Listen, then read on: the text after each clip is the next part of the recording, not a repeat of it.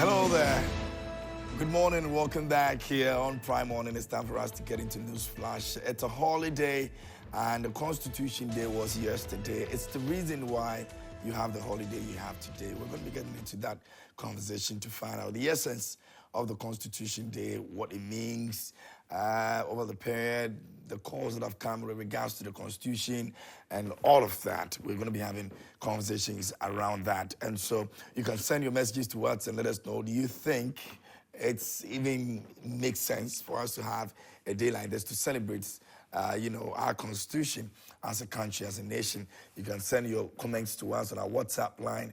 It's very active. And also you can do so on our social media platform. We're streaming live on Facebook, so you can drop your messages over there as well. Let us also know how you enjoy your holiday. We don't mind. We would want to probably get to know what exactly you've planned out for yourself, all right? So that's what it is. I'll be introducing my guest in the studio here on this very segment in a couple of minutes, but we'll say a very big thank you to you for being a part of our conversations as always. But once again, if you did enjoy what we call the Step Up show yesterday, then it means that the coming Sunday, you definitely want to tune in again at 7:30 p.m. to enjoy the very best of it. George Quay is going to be on as well. As always, you do not want to miss out for anything. Last Friday, we came your way again on a more serious note, and it happens every Friday at 8 p.m.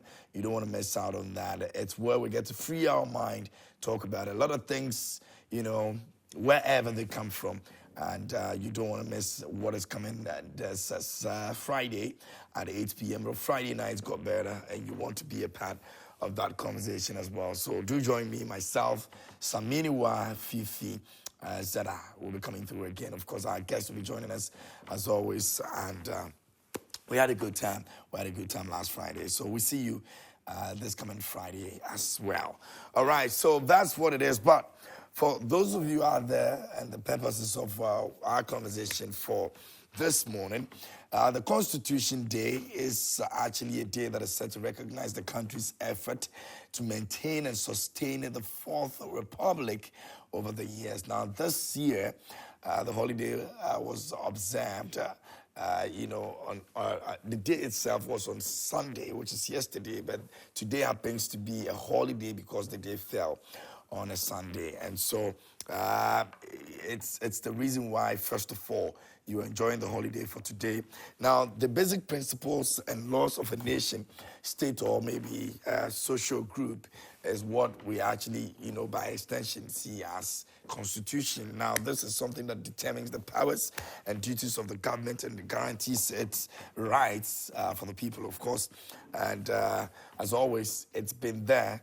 The 1992 Constitution has been there since. And there have been other concerns that we even raised this morning. We'll be looking at those concerns as well. But let me introduce my guest in the studio, and then we'll take a look at some of these issues. Over the period, some of the concerns that have come with regards to the Constitution, we're going to be looking at that. I'll be telling you some of them, that have been reported as well, before we also get to know about what we can do with regards to those things. Now, lawyer Sena Esquire is joining us this morning here on the show, and he's a family to this show. Just that he's not experienced our new studio. So it's his first time coming here in our new studio, but he's been with us throughout last year. He's been, a big family, and we've really, really been appreciative of all the support that he's given us, and it's good to have him here on the show this morning. Lawyer, good morning. How are you doing? Happy New Year. Many, many happy returns. KMJ is amazing, and it's always good to be back here. I see you have an amazing, studio over here. It's actually a huge improvement over the previous one. I know. It's good to be back. Good. And it's good to have you here on the show, as always, and we appreciate your time this morning and all that. Now, first of all, before we take the essence of, the Constitution and what it does and all of that, let's take a look at the Constitution. When we say, I gave an explanation of it per what has been defined, but from your point of view, when we say a Constitution, what exactly are we looking at? All right. Thank you, and thank you to all your viewers. A Constitution is one of the, let me not say one of it is the single most important piece of document every country relies on. Because the Constitution pretty much puts together all what the people aspire to be, or what a country wants to do. In fact, it is a constitution that creates the respective arms of government. So without the constitution, we will not have the executive. Without the constitution, we will not have the legislature, we will not have the judiciary, and then their respective roles and all of that will not be created. And so the Constitution is a very powerful document.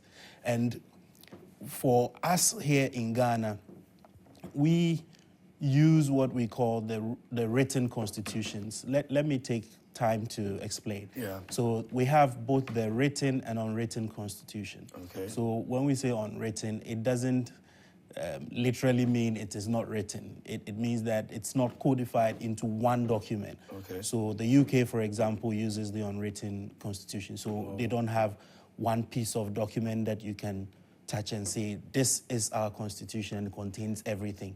I see. They have pieces of them. But we in Ghana, the Republic of Ghana, have one single document that we refer to as the Constitution, with over 299 articles. And so that essentially sums up what a Constitution is. If I would go a bit further to talk about our Constitution and what has brought us here today. Okay. Because this document is so important, it's good to understand how we got here. Okay. So, to the surprise of a lot of people, this is not the only constitution we've had. This is about the fourth one we've had. So we've had one in the 1960, we've had one in 69, and then 79, and then we're having one now. But the good thing about this particular constitution, that it's a cause to celebrate. And of course, we'll talk about whether there's a need to review it or not. But it's actually a cause to celebrate because we've had 31 years of peace, or relative peace and stability under this constitution. If you trace the history of the one from the first one, the 60s constitution, all the way through, you'd realize the issues that have happened and how military interventions have caused those constitutions to fall away. And how we have moved on onto this stage. And so there are a number of cases in the past that I'll talk about some seminal ones, like the Ria Koto, the Tufo versus Attorney General, where there were situations where people could just be arrested and then kept for as long as they could, because there were certain acts of parliament, like the PDA, the Preventive Detention Act, that existed that empowered them to be able to, on just the basis of national security or anything of the sort, you could just be arrested and kept for as long as they deem necessary for the threat to be neutralized. But we have moved on over the years. We have moved on from the stage where a constitution proclaimed one person as the president for life. We've moved on from that stage. We've moved on to the stage where we have the 1992 Constitution, which captures the soul of the nation. In fact, the learned, one of the very respected judges of our nation, Justice Soa, in the case of Tufo and Attorney General, actually puts it in one sentence, or he puts it in a very, very nice phrase or sentence. And it's captured when you enter into the high courts of Ghana. It's captured boldly on the walls over there. It says that a constitution such as ours embodies the spirit and then the aspiration of the people, so that with the constitution that we have, we need to celebrate it because it gives us a direction as to where we want to go as a people. If you look again at the preamble, and if you permit me, I'll just read it to you. And then you see how important this document is and why we need as a country not only to celebrate the document that we have, regardless of the issues that we have, the concerns that we have about this document, why we need to celebrate it and then give inputs as to how we can improve it and make it a better document. So if you look at one of the key text or the key parts of the Constitution, which is called the preamble. So the preamble to the 1992 Constitution basically tells us what or why the document was created. It says that the preamble of the Constitution, the 1992 Constitution of Ghana, in fact, you will not be wrong when you say 1993 Constitution of Ghana, because that was reason being. Yes. So I'll come to that. Now, the document says that in the name of the Almighty God, we the people of Ghana, you and I and everybody, all our viewers, all the people of Ghana, in the exercise of our natural and inalienable rights to establish a framework of government which shall secure for ourselves and posterity the blessing of liberty, equality of opportunity, and prosperity.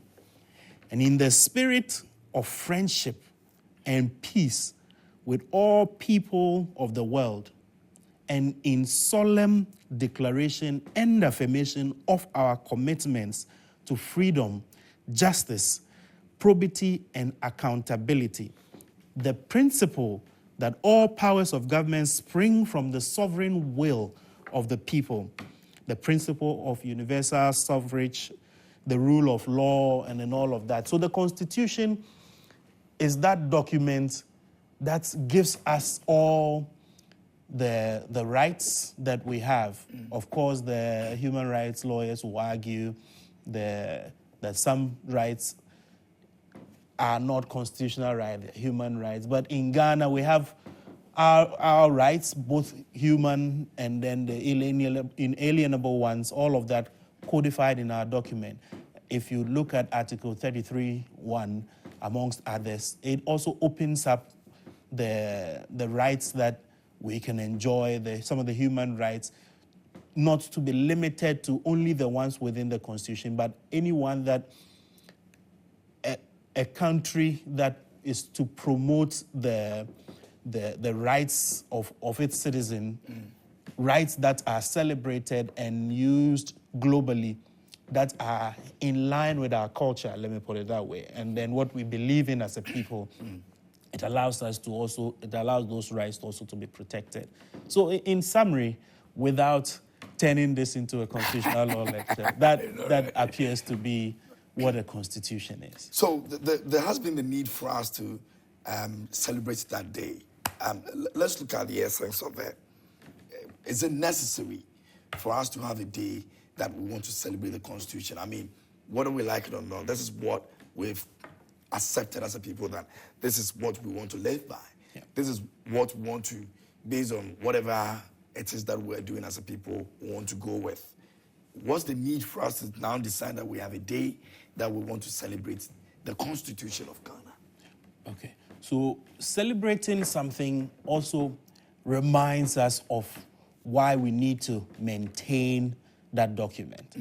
Because if you're old enough, or if we were old enough to live in the era of coups and wars and those, you would realize that we don't want to go back to those dark ages. And if this document has kept us this far and has, guaranteed rights, both our civil rights, our human rights, and our constitutional rights, have guaranteed all of that for us, then it's really important for us to celebrate. And it's not just celebrating it. The NCC, amongst others, must teach Ghanaians that we have certain rights that are embedded in this document, this single most important document. We have rights that are embedded in them, and we need to know. a year like this, which is an election year, we're going to hear a lot, or we're going to see a lot of these rights come to play. Yeah. Key amongst which is the right to vote. You know, the right to vote is one of those rights that are embedded in the Constitution that gives you the power as a citizen of this country. So that right to vote is limited only to citizens of the country to determine who the members of parliament, who the president of this nation will be. And imagine if we don't have a document like this that provides this guideline. Everybody wants to be president, everybody wants to be a member of parliament. The chaos that will come out, that will erupt, you know, in everybody's quest to attain their dreams. And so this document provides the framework, as we read in the preamble, it provides the framework. And the document also tells us that in the Article 1, 2 onward, it tells us that this document is the supreme law of this land. So that if any law, any piece of legislation in this country that finds itself inconsistent with our Constitution, to the extent of that inconsistency, that piece is null and void. And so that's how important this document is, and that's why we need to celebrate it year on, year in. When we were talking, you mentioned NCC, you know, playing a role in ensuring that we get to understand the reason why we celebrate this. I mean, I don't know how many people in Ghana even understand why we're celebrating or why we are having a day set aside to, you know, as it were, say it's a Constitution Day. In your opinion, and as a lawyer from what you said, you think that the citizens have been able to understand the reason why we have a day like this set aside? Yes, it's unfortunate most people don't understand why we do what we do on a day like yesterday. But most people are actually excited about a day like today because this is the holiday. Yeah, and then, but yesterday was nothing anybody would have just sat and say, oh, it's a Constitution Day. Yes, but if you are able to get out of your house, if you are able to have your freedom as a press, if you are able to go out, record, shoot videos with the requisite permits and all of that anyway, and nobody attacks you, if you have the right to the freedom to speak, you have the right to vote, you have the right to education, you have all these bundle of rights. They didn't just pop up from the sky. A document put them in place.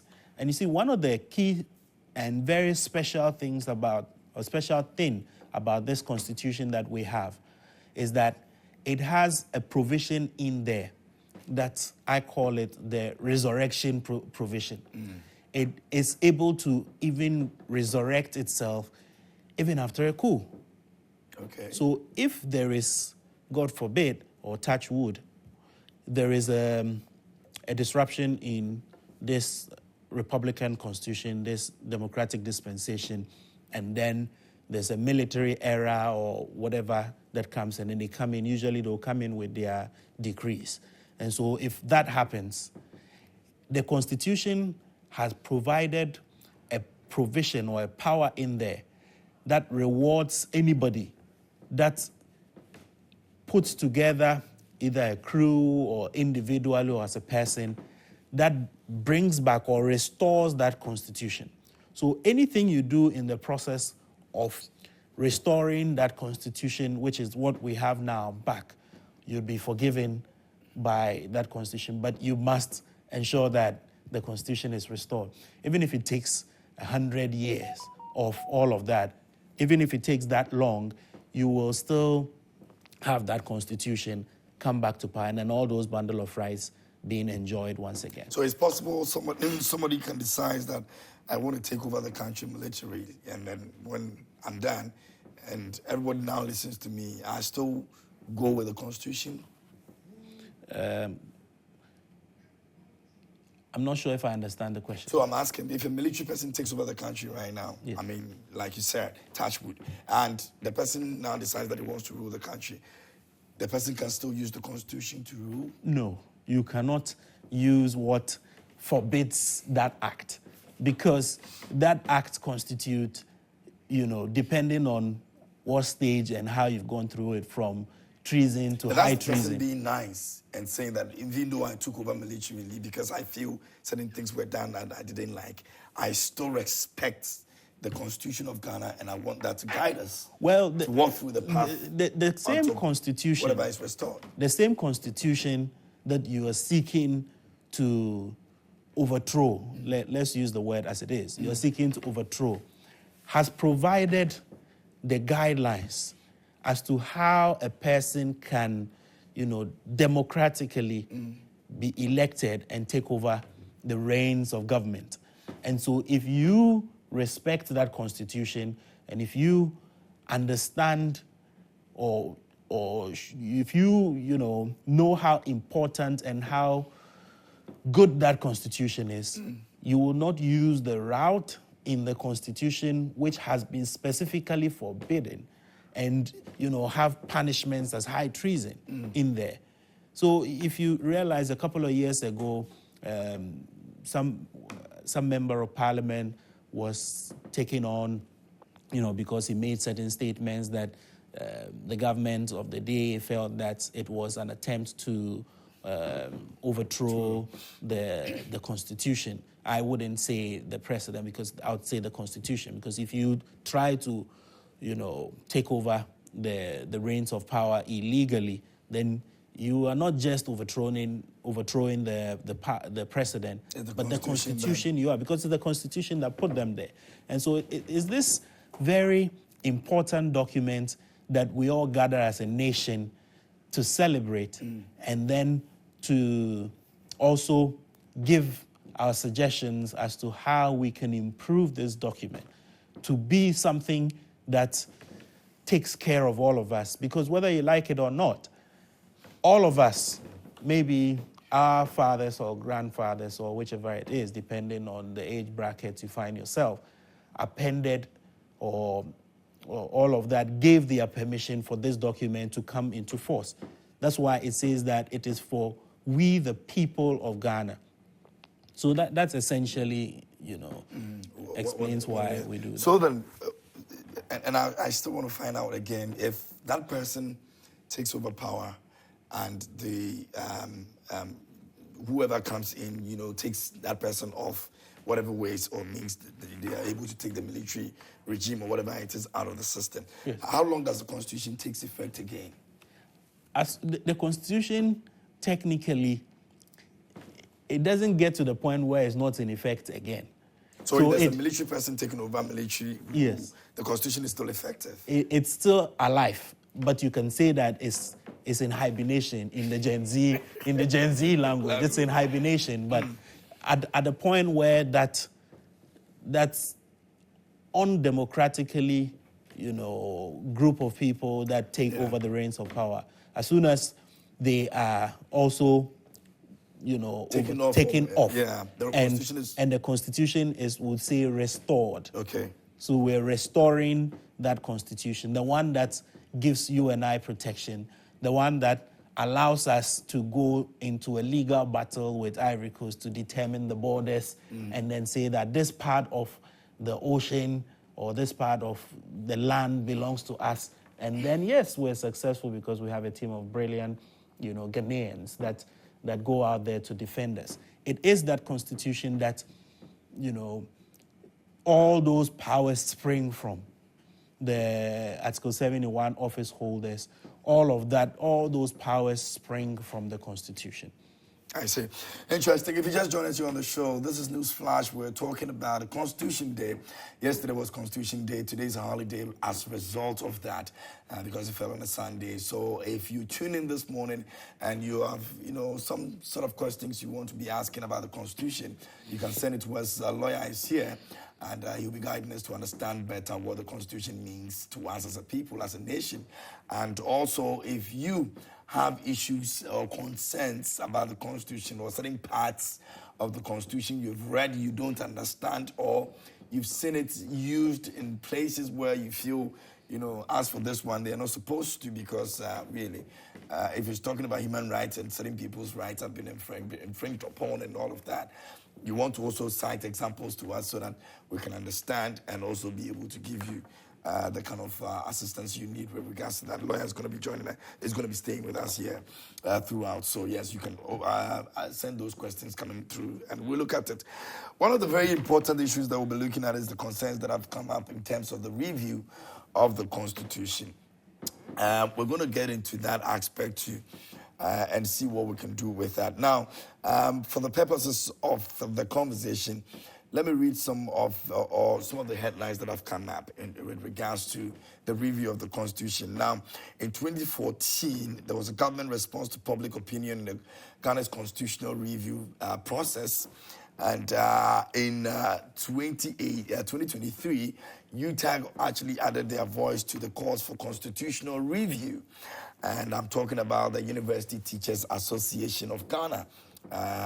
They actually spoke about the need for government to revisit the constitutional review process to make certain things better in the Constitution. Now, legal practitioner, and others have also come up. Martin Pedu has actually called for the review of the Constitution of Ghana. Some people have defended it. We'll look at those who are also constantly defending that we should let the Constitution be.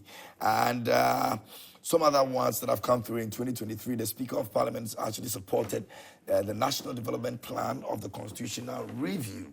That has also come up. Now, that is one major issue that have always come up when it comes to the Constitution, which, of course, I'm going to let lawyers speak to it. The fact that we need a national plan when it comes to the Constitution. There should be some amendment in the Constitution that will actually state that if a president leaves power and starts almost about 5 projects, the next president that is coming through should, as a nationalistic point of view, continue those projects that have been started before even deciding that they have A, B, C, D, or whatever it is they want to also do.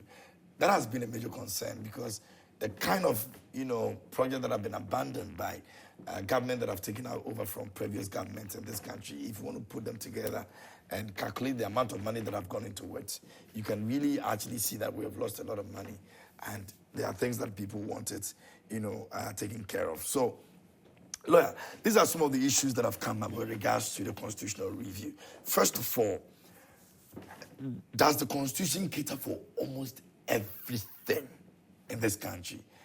Okay. So the Constitution as we have it in law, we say it's a living organism. Okay. It is capable of growth. Okay. It has the letter and it also has a spirit. So it's not something that has been put together for good and you can't touch it in any way. No, you can touch it. Like I said in the beginning, it is our aspiration.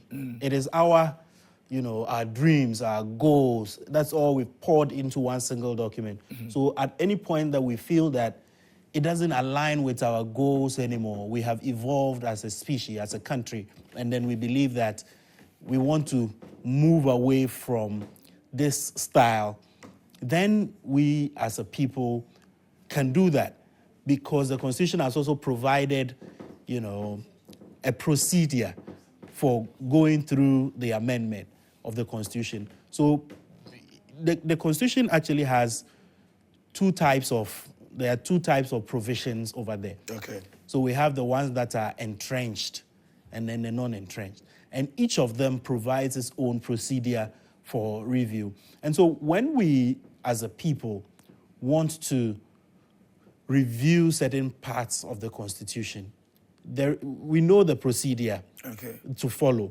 And a couple of years. But let me find out. If you say entrenched and non-entrenched, what are we basically looking at for the layman out there? So let me put it in a very simple language. So when we say the non-entrenched provisions, these are the ones that none of them are easy to amend. Okay. But those are relatively easier to amend. But the non-entrenched ones, it takes a lot of processes. That's the entrenched ones. Sorry, the entrenched ones. It takes a lot of processes, including that you need to get a certain majority in Parliament to go through, and then we would have to go through a referendum. We'll have to have the entire country vote on it. So it's actually a lot of work. a long process. And it's one that if we don't have a united Parliament, we don't all have one goal that we all want to go through, it may take more than a particular administration to go through. And so you'd realize that a couple of years ago, His Excellency, may his soul rest in peace, John Evans Tamils, put together a constitutional review team that went through the process, put together a recommendation, and went around having consultative, meetings, assemblies, taking the views of Ghanaians on how or what must go into this new constitution. And that document is still there. And so if we, as a country, really want to, review or amend our constitution, and we're serious about it, then it shouldn't take us as long as it has from that time up till now. Again, there are different groups of people, different scholars, jurists, that believe that, yes, the Constitution is a living organism. And so they do not subscribe to the procedure of easily going to amend a constitution, and that we can use the court system to interpret the Constitution to make meaning. In fact, that is actually how constitutions are supposed to be interpreted anyway. So if it is capable of growth, and if the Constitution, for example, says that anybody who, let's say, a phone is a landline, perhaps because it was written 31 years ago, and if today a phone is a smartphone, a tab, these days they even have the holographic ones. If that is what we have now, the court should be given that powers. A person can bring an application or bring an application to the Supreme Court for the interpretation of the Constitution, so that the Supreme Court can explain to us how it actually is supposed to play out. And if that process is followed, we may not have the need to to go and have the Constitution review. So there are different group of people who have different approaches. And when I say different group of people, I mean people in the high echelons of power, especially even in the judiciary, and then jurists amongst others who believe that that is how it should go. And so it's up to us generally to decide how we want to go. And then the executive and then the judiciary and all the arms of government can come together and have this resolved. There has been also concerns about the amount of power that has been given to the executive and the Constitution. Let us understand how much power is given to the executive in the Constitution, and why so? Okay, so the Constitution, as earlier indicated, only creates a framework, and then it distributes powers broadly. So it creates the executive, the legislature, and the judiciary. Many have called for its review because of what you have just alluded to. Because, for example, if the president has the power to appoint members of the Supreme Court, for example, there is that perception that because the president of any administration has appointed a person to the Supreme Court, that president has some level of influence which may or may not be so, because these are professionals in their own rights that are going there. And once you get to those positions, your allegiance is to the country, the Constitution, and not your appointment. And people understand that? Well, I think maybe we'll bring them. Maybe we'll bring them to, but regardless of whatever that plays out eventually when they're in the position. Because clearly they understand that the service to the people is the first thing, yes, and not what the president wants. They take an oath of office, and that oath of office specifically mentions who their allegiance is to, and it's to the country, the Constitution, and to the people. And so when when they sit there, when these, distinguished Ghanaians sit there to rule on our behalf, they know the weight, like one of the very respected judges I admire so much puts it, the weight of the nation, is on their shoulders. And they make considerations, not just law stricto sensu, but looking at the impact or the implication of their ruling on the community and the society as well. So they understand. Yes, the Constitution may have given the executive so much powers, one of which is the appointment over there when there are certain offices that the president provides all these appointments to, their finances are approved to a large extent by the executive. And you know how it's said that he who holds the gold makes the rules.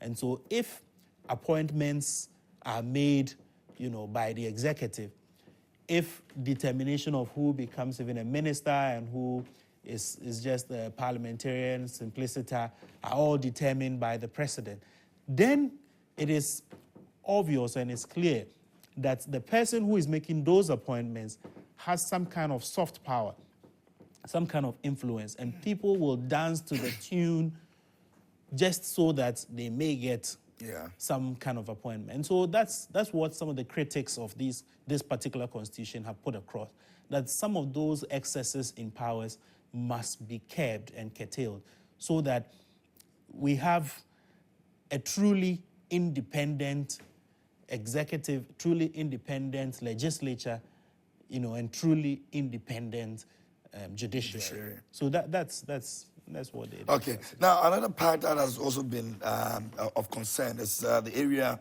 of protection of individual rights and freedoms. Now, while the current constitution actually guarantees fundamental rights, some have argued that certain provisions need to be strengthened or clarified to better protect citizens' liberties. Now, for instance, there's a growing demand of explicitly recognize and protect the rights of marginalized groups, including women, children, and the LGBTQ community as well. Now, that's also another aspect that, and I'm thinking that over the last 5 months or so, it has been very, very difficult to understand, especially with the LGBTQ, situation that has come up. In fact, a few months ago, the president was supposed to have taken a look at the bill, which was put before him, that has the LGBT and then the witches camp thing that lawyer Sena also put together. Yeah. Unfortunately, the president has never done anything about it. Yeah. What do you make of these issues? Okay, so Chapter 5 of the 1992 Constitution provides the broad framework of rights, the bundle of rights that we call the human right provision. It provides all the rights that we enjoy simply because we're humans.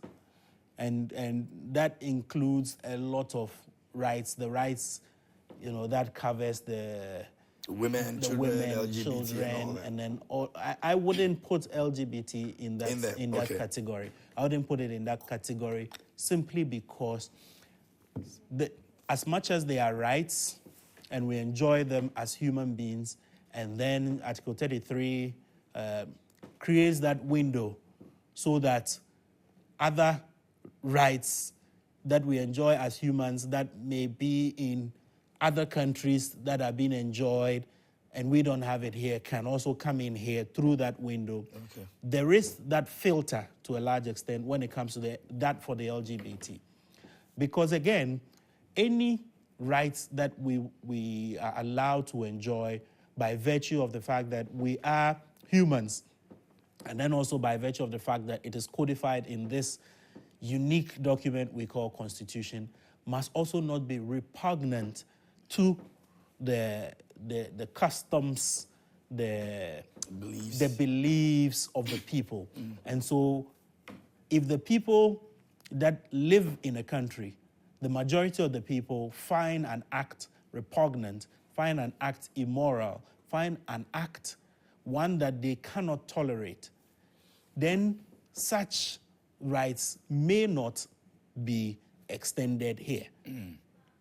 And so I know that a private member bill has been put together or is in the process of being put together, the Human and Proper Family Values Act or something of the sort, to criminalize acts that are said to be of any LGBT nature. And so as it stands now, we cannot say that the Constitution directly, and I'm choosing my words carefully, directly prohibits LGBT. There is no direct prohibition of LGBT. What the Constitution and, by extension, the acts of parliament that have, come out from this document seek to prohibit is the unnatural carnal knowledge, the indecent exposure, all those things that are repugnant to us as a people. But when two people walk around and then call themselves LGBT, once they are not breaking the other laws in the Criminal and Other Offences Act, amongst others, they are not indecently exposing, they are not having unnatural carnal knowledge, and then all of that, then you cannot say that they have broken any laws. I mean, as it stands. That's why a substantive act of parliament is being put together to ensure that the advocacy of it, the dressing of it, let me put a caveat because I haven't read the full document of the act. And so the advocacy and all of those things they're seeking to criminalize it. But as it stands, all these rights are being protected. So in your opinion, does it, as it is right now, protect women and children? Do you think that it's done a lot of protection? So there's actually an entire act of parliament that protects children and women. It's called the Children's Act. And so there are a lot of laws that we have at the moment that protects women and children. But sometimes we want to go a bit further. So I understand that we want to put together an act of parliament that specifically deals with the witches' camp issue. Yeah. And so that goes extra further to stop certain acts against elderly women in the name of witches and all of that. And so that does not mean that there are no laws in this country that protect women and children. In fact, in Ghana, for example, is one of the few countries in the world where women and men go to work and are paid equally. If you go to some countries, even in the advanced countries, even in the advanced ones, women are paid differently, and then men are also paid, they don't take the same wages. And so if we have a country like this, and this is guaranteed in our constitution, the chapter 5 says that you cannot discriminate against anybody by using their gender, their creed, their nationality, their sex, their origin. And so the Constitution actually has those broad framework of protection. But for the ease of it, we decide the private members, and then either private members or Parliament as a whole on its own come up with these acts to specifically protect, to go beyond what is being said, for the avoidance of doubt, and for clarity purposes. So that's why we are where we are now. Okay. Now I'll go on the next one. And these are calls that have come up, so I want us to actually understand them better from your point of view and your understanding of the Constitution. So there has been also concerns about the electoral system that we have and how fair and transparent it's been in terms of elections. Now, some of the people have argued that the Constitution should provide clearer guidelines on campaign financing, political party regulation, and the independence of the Electoral Commission as well. Now, they believe this could actually help build public trust in the electoral processes and also strengthen the democratic foundations of this country. Now, some of the issues have been, technically, I don't know what the Constitution says about elections and how we can protect what we have in terms of people also exercising their franchise and all of that.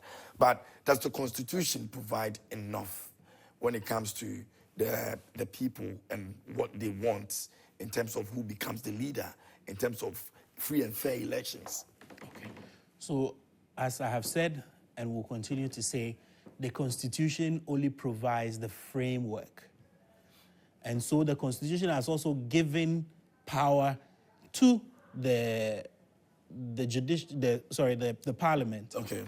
The legislature, Yeah. to write laws. And then it also given, the legislature has also given some powers to respective institutions to come up with.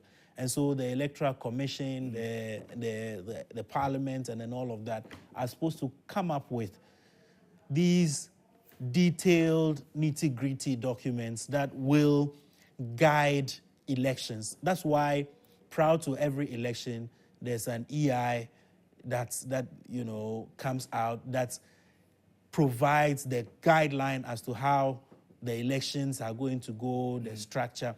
There is the inter-committee of all the political parties that come together that are supposed to, for lack of a better word, police the process, come up, bring inputs. The general public are also allowed to bring inputs as to how this process is supposed to be streamlined.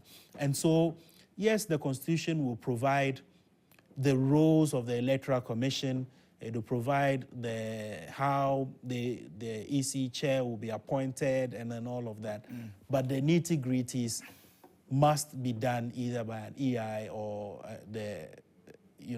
an act of parliament. And that is what, our parliamentarians, those are the ones we have put there.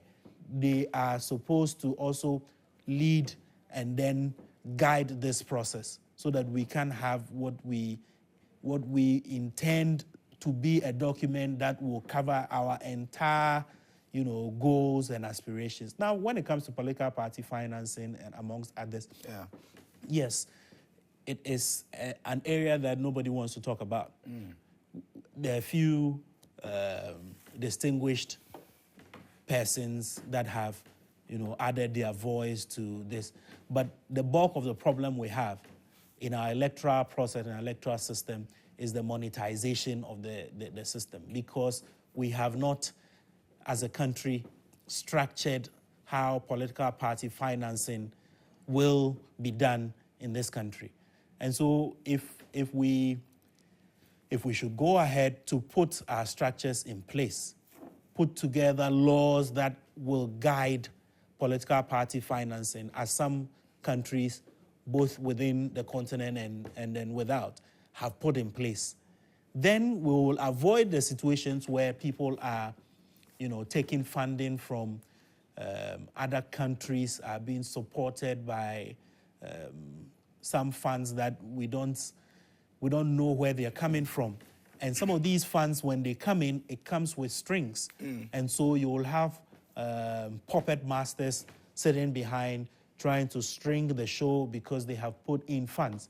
And those are some of the things that when we have an act of parliament and we have these laws in place, those are the things that will help curb some of these things. So it's very important. It's very important that some of these things are all done, and we don't leave these things to chance. The Constitution, as we have it, will only create the framework that we need. We cannot expect the Constitution to be a document that will contain everything.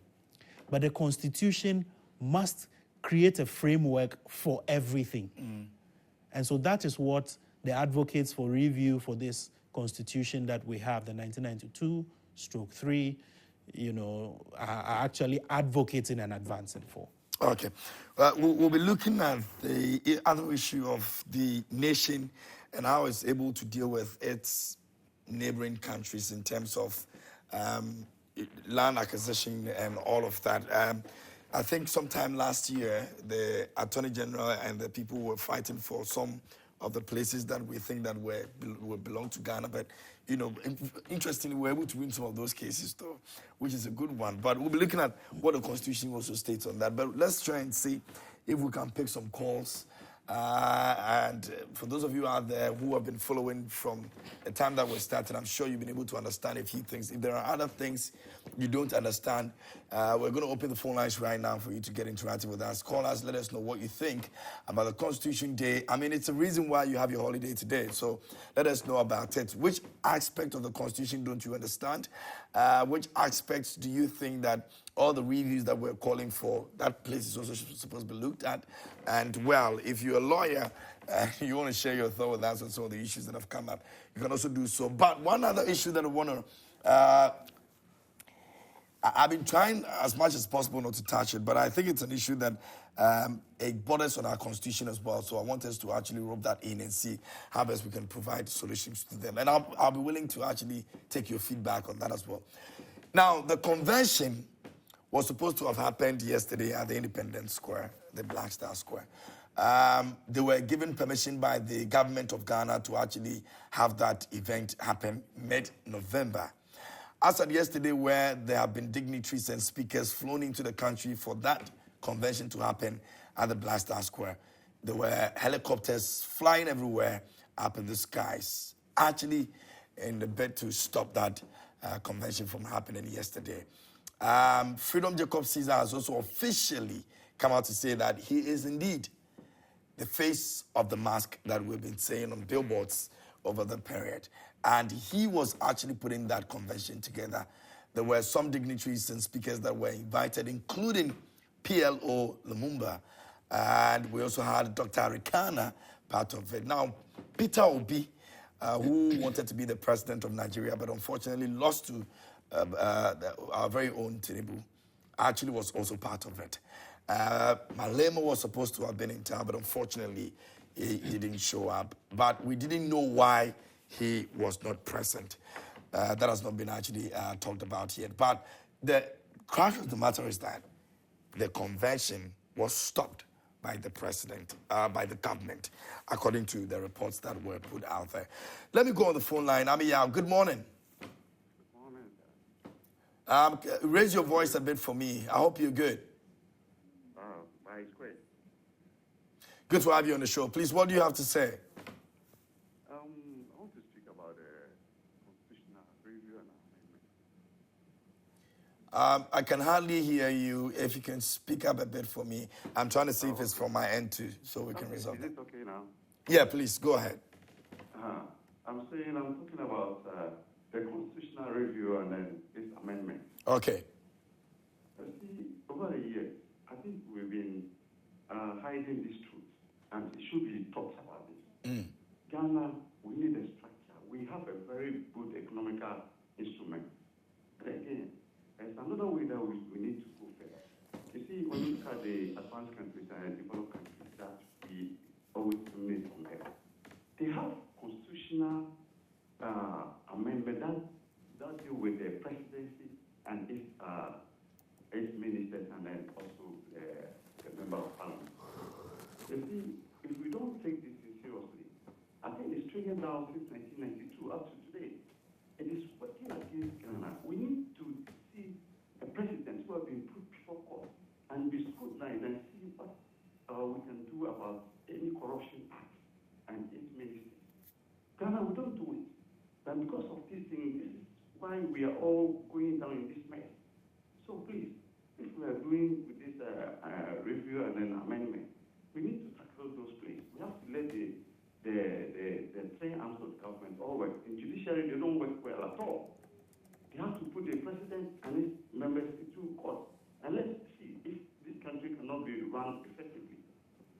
Please, thank you very much. Many thanks to you as well. So your issue was based on the corruption aspect of what we're seeing in the country. Anyway, you can also give us a call. Let us know what you think. It's the Constitution Day yesterday. Today's a holiday. We're trying to review the entire celebration itself, and then we also get to know some of the things that we can do with regards to the Constitution and the concerns that have come up as well. Who do I have, please? Can you hear me? Hello, can you hear me? Yeah, I hear you. Okay, I didn't get your name right, so if you can mention your name and where you're calling from, please. Yes, my name is Kofiati. I'm calling from Amasaman. Okay, go ahead. Kofi, go ahead. I think, yes, it's relevance we remind ourselves that as of holiday I disagree. I think we have means we can remind ourselves of the constitutional day, constitution day. A text message to Ghanaians or a statement as the president made, the president will do. But are we still waiting, but using the whole day to celebrate a peace? I think that we could do it in a way. And then it's also a time for us to reflect on the constitution that we have.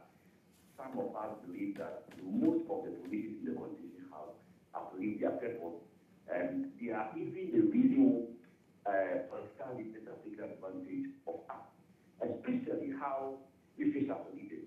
I don't think people go to politics or leadership to learn those behaviors, corrupt acts, bribery, arrogance of power, and those. No, I think the system that produces all of us in every sphere of our life is the problem, and the constitution is there to correct those systems. So I think that the constitution should rather review the constitution to correct the systems that we have. None of the systems are legacy of the slave master, and I think that they have absolutely even the Western world to review what they have, and I think we can equally do so. But using the whole day to just talk about constitution, you don't go to work, do nothing, discussing the constitution.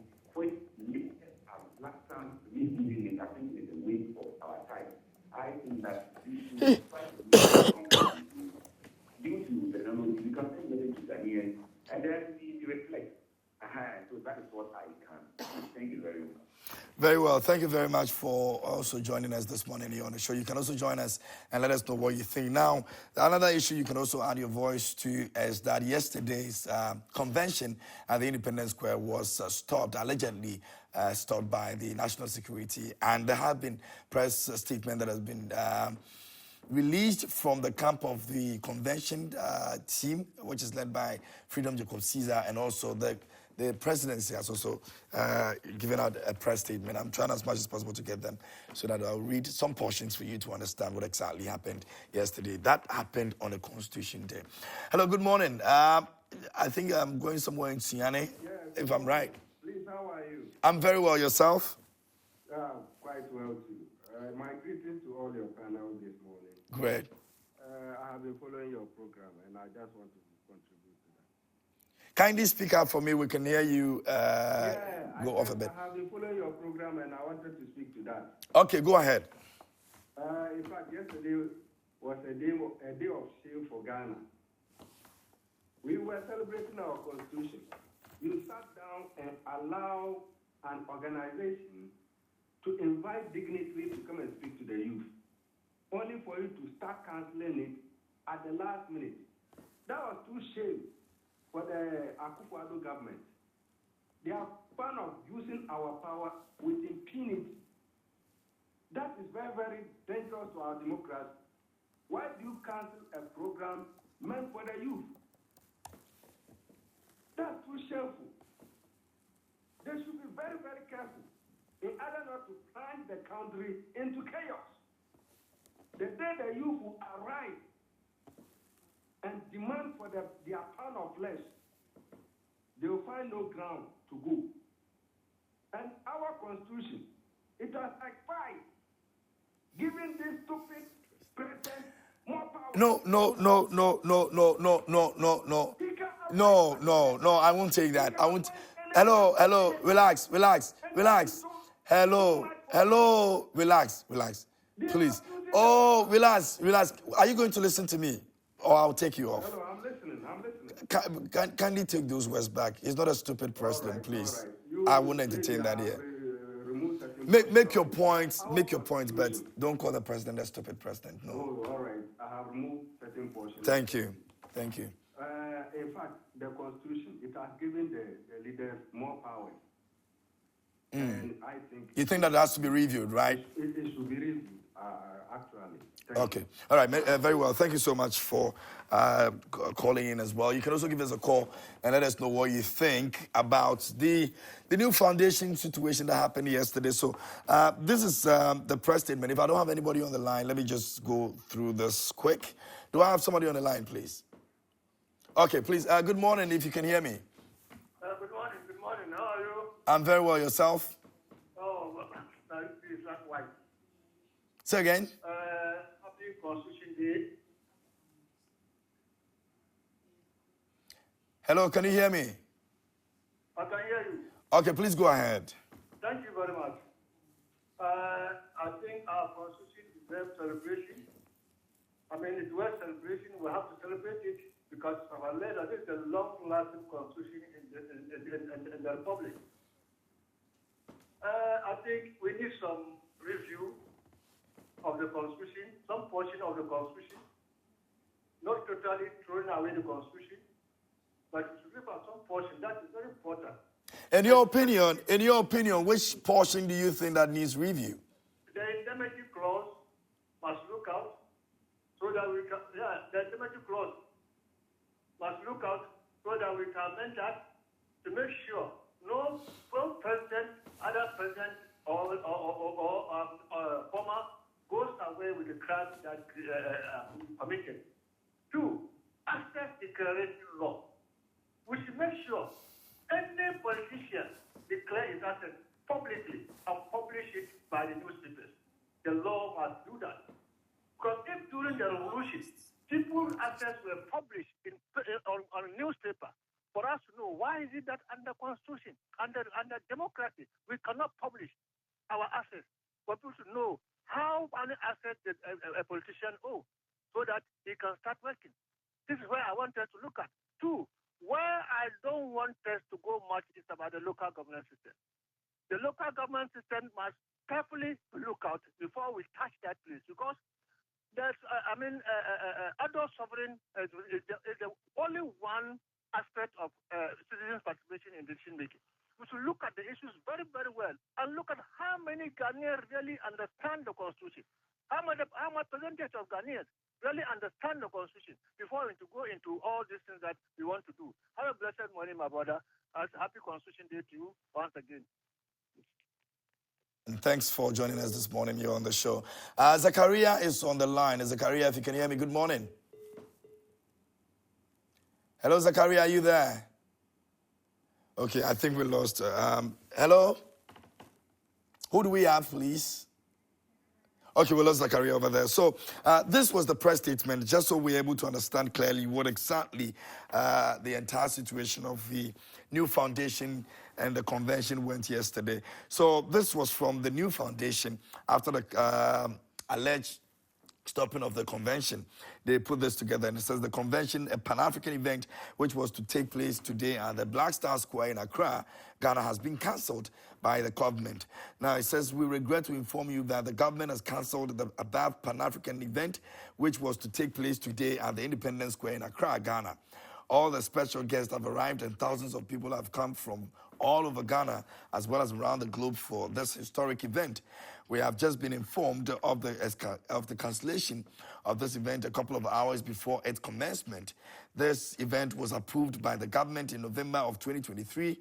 This came as a shock to us and a devastation to our dignitaries and special guests who flew in from around the world. We at the New African Foundation apologize for any inconvenience this may have caused to our audience and the public alike. Please be aware that this situation is and was beyond our control. More to follow. So this was what was released. I'm going to check that of what the government also released, and then I'll read that to you. But let me go on the phone line and speak to Kofi. Kofi, good morning. Good morning. I hope you're good. Yeah, being well. Okay, please go ahead. I want to speak to what happened yesterday and also speak to the Constitution review. Okay. What happened yesterday was very unfortunate, but I'm not surprised. I'm not surprised because if you take a very good care at what has happened over the years, anybody who tried to bring African consciousness to the African people, trying to give them power to think for themselves, those authorities would not be happy. The reason is that it's easy for you to play around with people who are ill-informed. The systems we have not given us the required or the relevant education that we need. Some people call it miseducation. So the average Ghanaian politician thinks that he has rigged because because he has papers like the PhD and that stuff. But dedication that will let you love who you are, love the African in you, let you think as a normal African. That one be lucky. And because said the mind, the weapon of the oppressor is the mind of the oppressed. So those of us who are oppressed, that's the weapon that they are using. They hate people who are powerful things for themselves. So I'm not surprised. And we are sorry for what happened, especially the dignity that came. They just want to plead that they should forgive the state and they should know the context that they are they are dealing with, the people that they are dealing with. And again, to the constitutional review, I think provisions like the Article 257, where we give natural resources, whether it's beneath your house, we give the one person, the president, not even the political party or the government, the president. So look at the issue of calamity. We have given our natural resources to one person, and he decides through his the government machinery decide who should mind, who should not mind. That's the reason why the calamity, we should not blame anybody, we should blame the president. Because it's like you're giving your property to him to take care of for 4 years. And then there's no way you can compare water, gold to water. But they have allowed it to happen. So I think provisions like that should be reviewed. If I have a natural resource in my community, let us come there and then on that impact assessment, let the community vote that yes, we want them to mind. The community should be part of the negotiation. That yes, give us 40, 30, you give 10% to the government. The negotiation will not be given to the central government who doesn't even know where the mine, the gold or the lithium is. The city in Accra, look, recently we're talking about lithium. Look at what's happening. Those who negotiated, there's some donors who negotiated our good deal, they calling them experts. How do you call people who made us put us in this situation experts? They call them experts have spoken. And those experts were the former mineral commissions and those who have put us in this same situation where we get less percentage, about 5 or 6% or 10% of the mineral resources that we have. They're the same people that they are calling, experts have spoken, they are experts, they are writing about it. So what is wrong with us? I think that it should have those so-called experts, let them review the constitution, find a means. Now there's a technology. So whenever, if there's a big issue like lithium, there should be a national referendum. It is not a less expensive issue. It's not expensive. Let us have a referendum. We can just vote upon it. And then the NCC and that institution, the information service should educate Ghanaians that this is what we have got. And the Ghanaians should vote and decide that this is what we want to do. It shouldn't be in parliament where when I come people, few people should go in parliament and decide our things for us. And then 10 years' time, the youth will come and then complain. Some of us agree. They should give the position. Okay. Real democracy is when you give power to the people. The power to be invested to the people. Okay. Power, not political power, letting us food and blah, blah, blah. Economic power should be given to the people. We should be that who should mind our mineral reservoir, not a few people who think they are going to school and then we waste our mineral reservoir. Thank you very much. Very well. Thank you very much for calling as well. Enjoy your day, your holiday. Let me go to the next person. Hello, good morning. Hello, good morning. Are you there? Okay. So, yeah. Hello, good morning. Good morning. Okay, please go ahead. Your name and raise your voice a bit for me. Good morning. I'm Joe, calling from People. Okay, Joe, go ahead.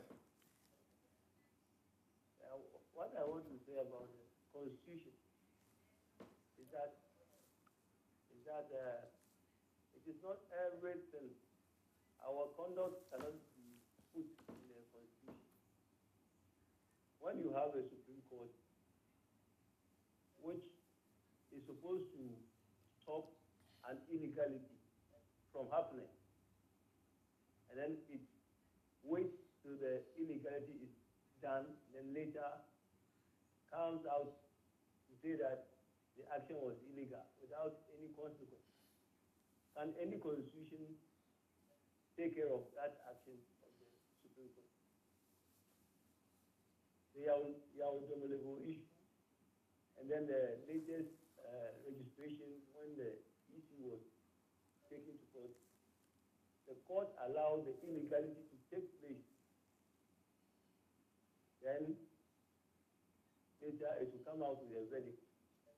So what constitution can take care of this?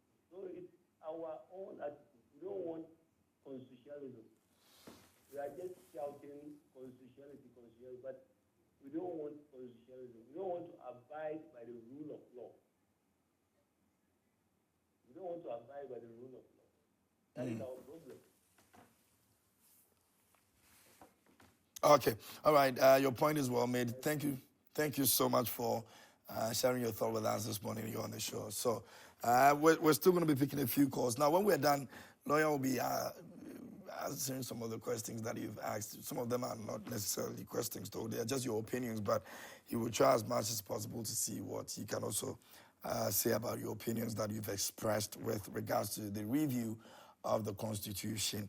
Now, this was from the Office of the President, the Republic of Ghana, in the sense revocation of permits, request to use Black Star Square for the Black Star Line Festival. This one was actually supposed to have been sent right after the new force actually sent their cancellation, letter that they actually, or press release, if you like. Now it says we write to revoke immediately the permission granted per the letter dated 11 November 2023, which approved your request to use the Black Star Square for the above event. The decision has been necessitated by an unforeseen state event schedule the place at the venue. Under the circumstances, the amount of 10,000 Ghana cedis paid by your office for the use of the venue will be refunded. We regret any inconvenience this may have caused. Now, they didn't state why they are deciding that they will not let them have the event over there. Now, let me go on the phone line again. Hello, good morning. Yeah, good morning. Yes, sir, I hope you're good. Yeah. Okay, go ahead, please. Yeah. Please, we have been talking about the review of the Constitution. I think it's not about the review of the Constitution, but it is rather about our behavior, our attitude. For instance, our leaders, I always think that the leaders are failures, the elders. So it is time for the leaders to set aside, or the elders to set aside and give the mandate to the young ones like us to also bring our youth on board for the betterment of the nation.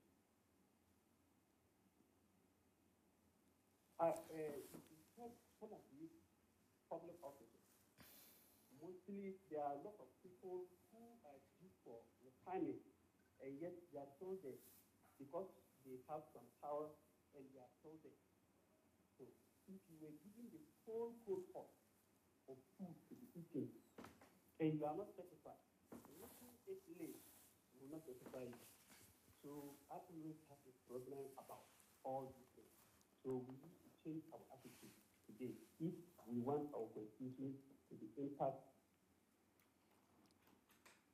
Okay, all right. So you don't have a problem with the Constitution, but you think that our attitude is something that we should take a look at.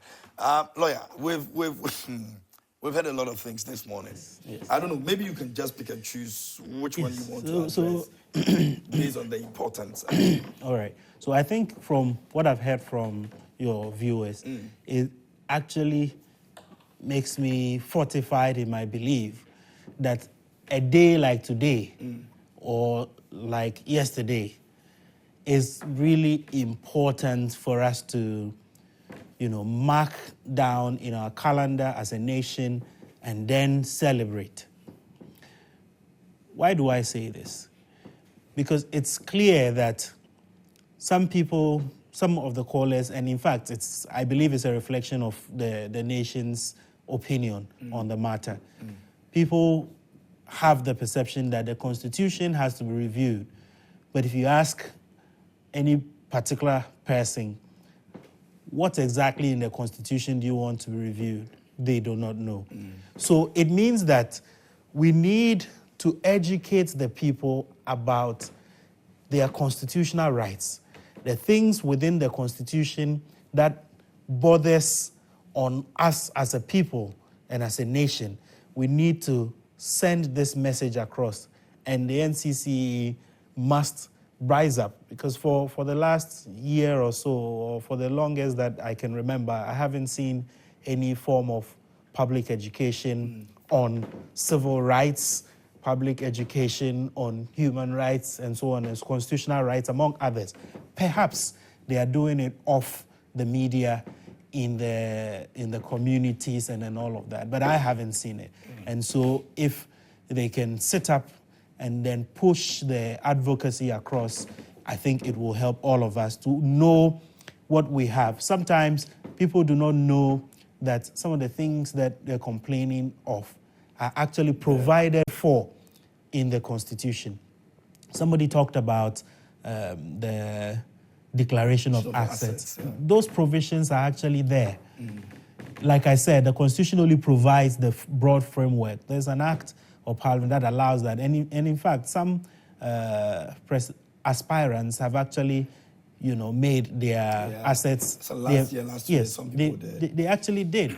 But because of the sensitivity of some of the information, not all of it is in the public domain. So maybe we want to push to have everything into the public domain. As to whether that's what we really want, we can have that as a public debate later on.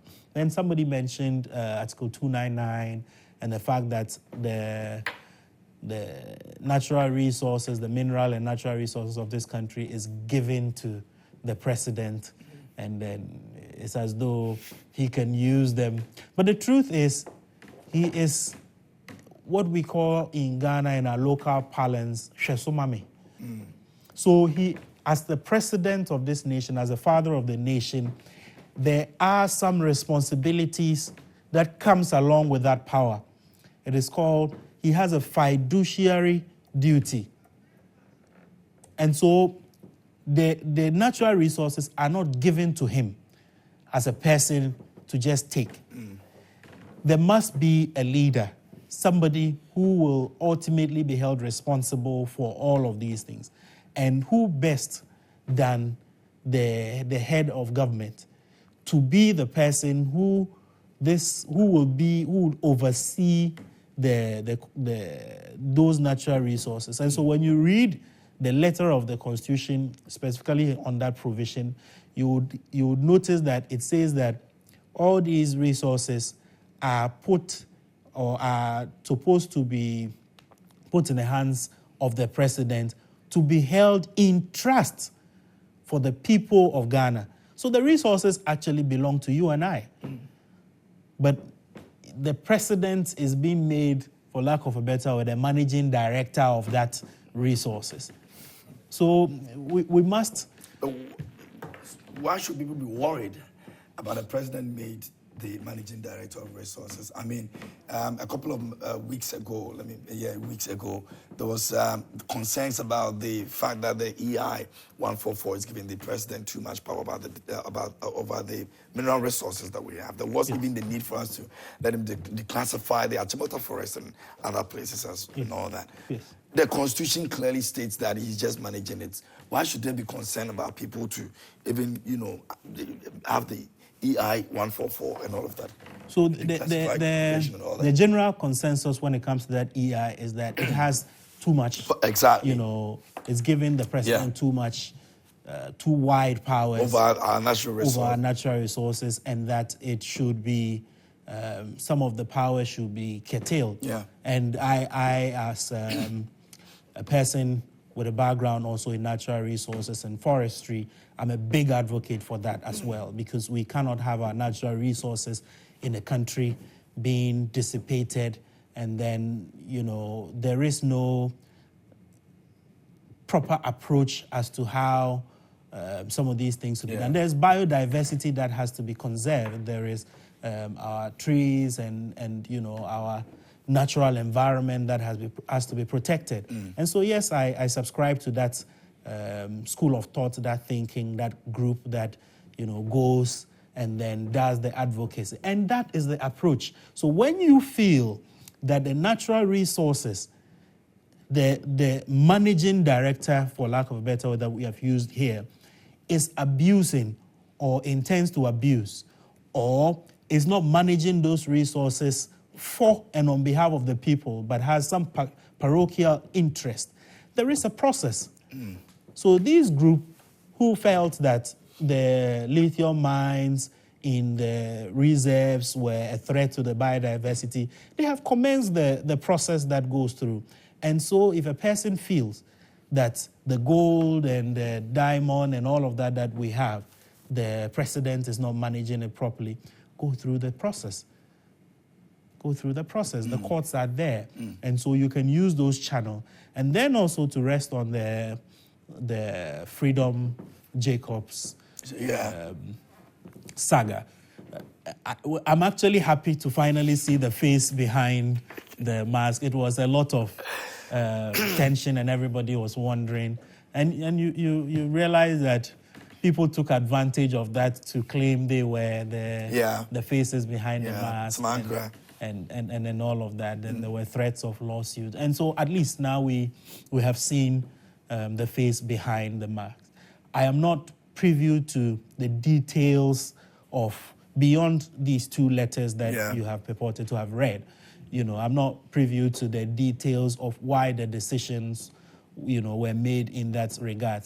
Then again, as a lawyer, I will always say that if the convention or the movement feels that they have not been, dealt with properly, or they've been dealt a hand that did not go well with them, if they feel that their constitutional rights on a day as significant as the constitutional day has been, breached, or has been, for lack of a better word, has been trampled upon, the courts are there. The courts have remedy for situations like this.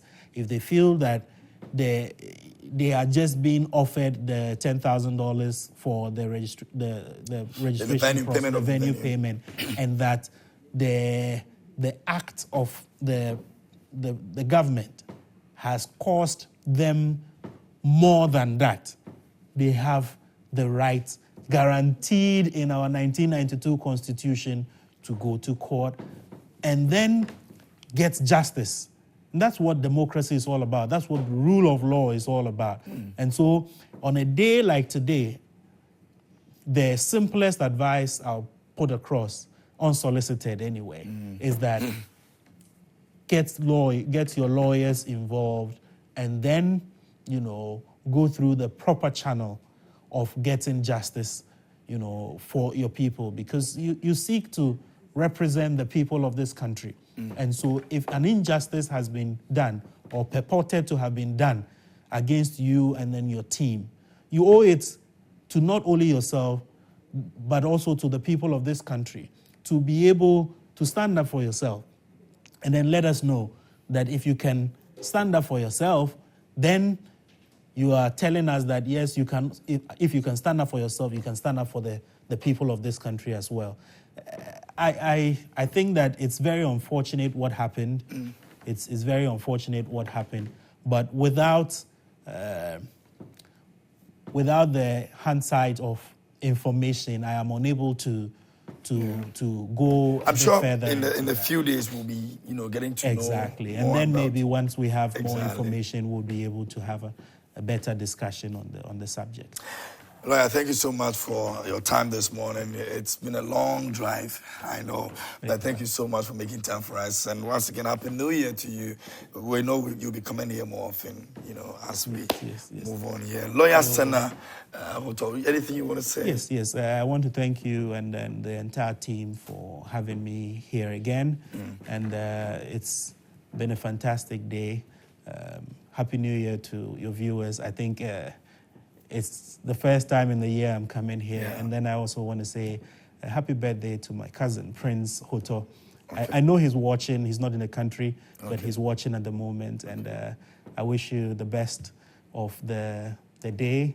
Enjoy your day to the max. Thank you. Where he is, I'm not sure it's a holiday, so it's not. But he is watching. So. Well, we'll celebrate with you here, even as we celebrate our holiday. So happy birthday to you. But thanks again for coming this morning. And that's Lawyer Sena Esquire joining us this morning here on the show to talk about the Constitution. I'm sure you've been able to also learn a thing or two, and some of your concerns have been addressed here on the show. This is News Flash. My name is KMJ.